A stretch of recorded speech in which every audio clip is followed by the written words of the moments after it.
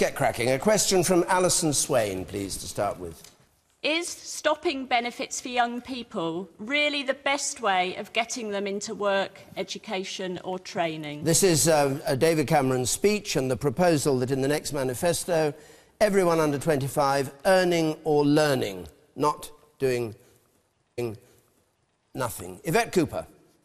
Well, I think we do need to get young people into jobs, and something has to be done. The government should be doing something about unemployment among the under-25s. You've seen youth unemployment go up to around 1 million, and long-term youth unemployment has gone up by a third just since the election. Something does have to be done, but this announcement we've had just seems to be policy-making on the hoof. It seems to be very confused.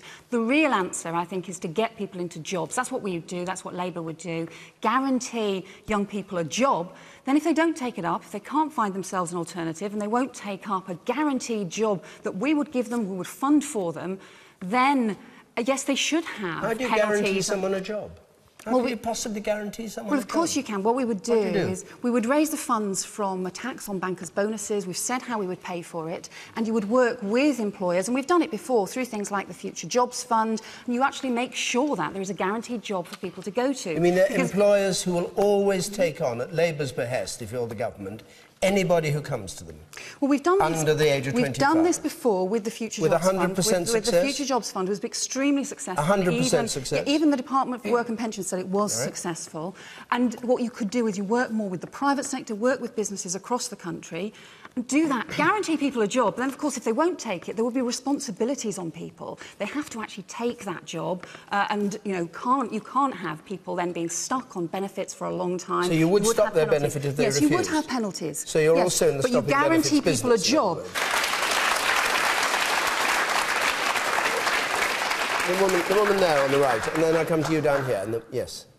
It's good that however many jobs have been created by this government. We need more. But they need to be full-time, worthwhile jobs. Yep. Not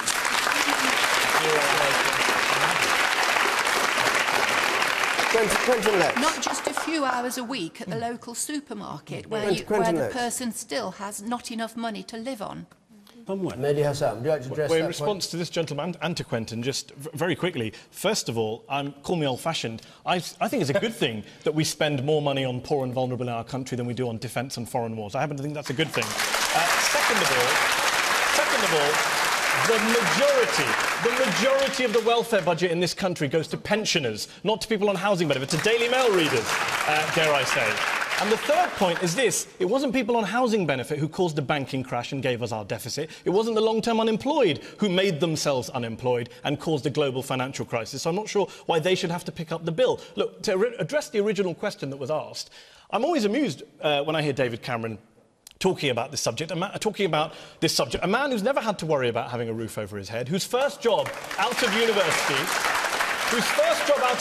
at Conservative Central Office he got thanks to a phone call from Buckingham Palace that put in a good word for him. So I'm always amused when he lectures young people on job prospects or housing situations. He told people in a speech, young people, you should go to school, even though his government got rid of the education maintenance allowance that keeps poor kids in school. He told young people to go to university, even though his government brought in £9,000 a year tuition fees.